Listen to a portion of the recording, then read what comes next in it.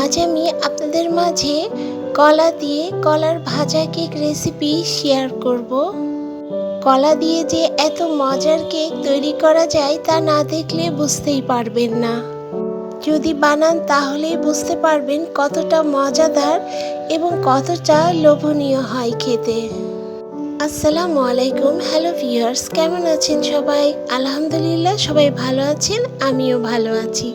এখানে আমি দুটো ডিম নিয়ে নিয়েছি এবং এই কেকটা বানানোর জন্য এখানে আমি দুটো কলা নিয়ে নিব।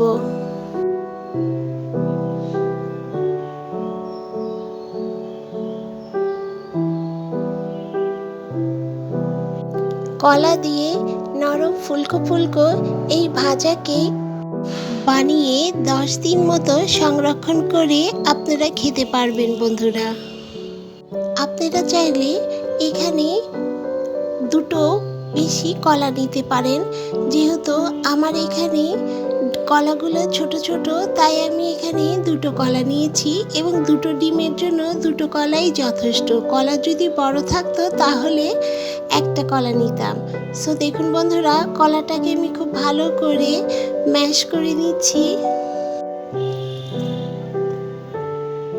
কলাগুলোকে কিন্তু খুব ভালো করে ম্যাশ করে নিতে হবে। কলা দিয়ে এই কেকটা খেতে এতটাই মজার, না বানিয়ে খেলে আপনারা বুঝতেই পারবেন না বন্ধুরা।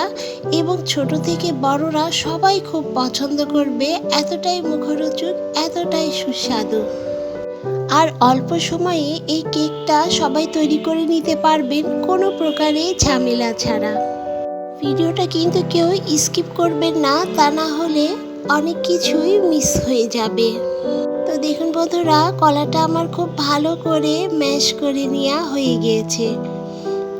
এখন আমি বাটিতে যে দুটো ডিম ভেঙে নিয়েছিলাম সেটা আমি খুব ভালো করে বিটারের সাহায্যে বিট করে নিচ্ছি। যেভাবে আমরা কেক তৈরি করি ঠিক সেভাবে আমি ডিমটাকে বিটারের সাহায্যে খুব ভালো করে বিট করে নিচ্ছি।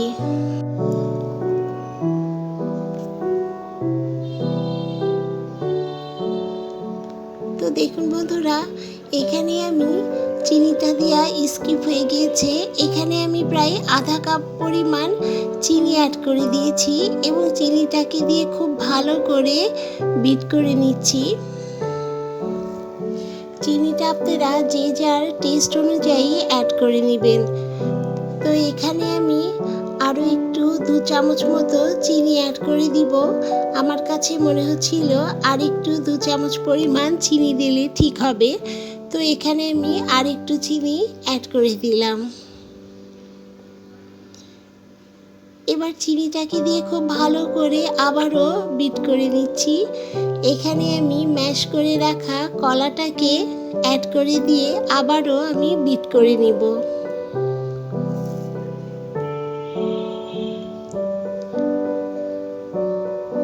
রেসিপিটা দেখতে দেখতে যারা এ পর্যন্ত চলে এসেছেন এবং একটি লাইক দিতে ভুলে গিয়েছেন, আশা করব একটি লাইক দিয়ে সাথেই থাকবেন। তো দেখুন বন্ধুরা, কলাটাকে খুব ভালো করে মিশিয়ে নিচ্ছি।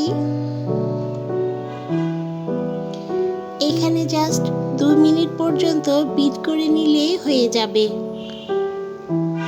তো এখানে আমি এবার 2 টেবিল চামচ পরিমাণ সাদা তেল অ্যাড করে দিচ্ছি। তেলটাকে দিয়ে আর বেশিক্ষণ বিট করব না, জাস্ট 1 মিনিট মতো বিট করলেই হয়ে যাবে।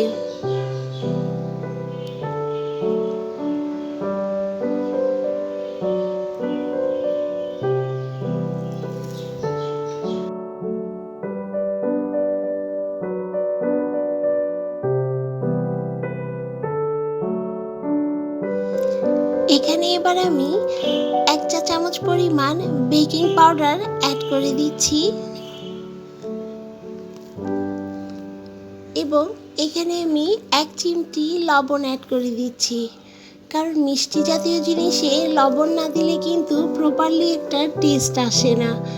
তো আমি বেকিং পাউডার এবং লবণটাকে খুব ভালো করে ব্যাটারের ভিতর মিশিয়ে নিচ্ছি। এখন আমি এখানে 1 কাপ পরিমাণ ময়দা অ্যাড করে দিচ্ছি। ময়দাটা দিলে কিন্তু এই কেকটা খুব সুন্দর পরিমাণ একদম নরম হয়। আপনারা এখানে চাইলে আটাও দিতে পারেন, কিন্তু এখানে আমি ময়দা দিয়েই কেকটাকে তৈরি করছি।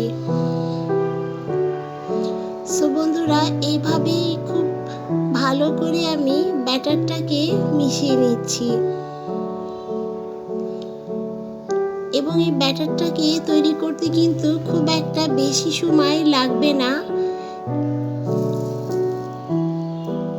তো দেখুন বন্ধুরা, এখানে আমার একদম ব্যাটারটা রেডি হয়ে আসছে। এখানে জাস্ট আমি 1 টেবিল চামচ পরিমাণ গুঁড়ো দুধ অ্যাড করে দিলাম। গুঁড়ো দুধটা দিলে কিন্তু খুব সুন্দর পরিমাণ একটা স্বাদ আসে। তো দেখুন বন্ধুরা, ব্যাটারটা একদম আমার রেডি হয়ে গিয়েছে এবং কতটা দ্রুত পরিমাণ এটা রেডি হয়ে গেল তা দেখেই বুঝতে পারছেন। তো এখন আমি চুলায় একটি কড়াই বসিয়ে তাতে সাদা তেল অ্যাড করে দিয়েছি এবং এখানে আমি একটি গোল চামচের সাহায্যে এই কেকটাকে তৈরি করে নিব।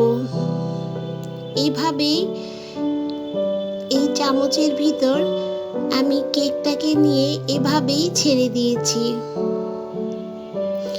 এবং আপনারা চামচ ছাড়াও কিন্তু এভাবে ঢেলে ঢেলে গোল গোল করে এই কেকটাকে ভেজে নিতে পারবেন। তো দেখুন বন্ধুরা, কেকটা আমার ভেজে নেওয়া হয়ে গিয়েছে। এভাবেই আমি সমস্ত কেকগুলাকে ভেজে নিয়েছি।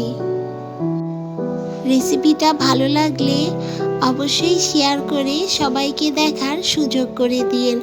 আর যারা এখনও সাবস্ক্রাইব করেননি, আশা করব সাবস্ক্রাইব করে পাশের বেল আইকনটি প্রেস করে দিবেন, যাতে এরকম মজার মজার রেসিপি আগে আপনার কাছে চলে আসে।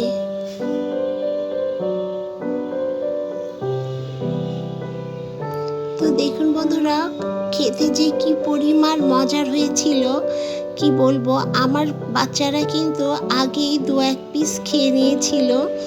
তো এইভাবেই কিন্তু আপনারা ঝটপট এই কলা দিয়ে কেকটা তৈরি করে নিতে পারবেন। তো রেসিপিটা ভালো লাগলে সবাই লাইক করবেন, শেয়ার করবেন এবং কমেন্টস করে জানাবেন কেমন লাগলো। তো আজকের মতো এই পর্যায়ে সবাই ভালো থাকবেন, সুস্থ থাকবেন এবং সাবধানে থাকবেন। আল্লাহ হাফেজ।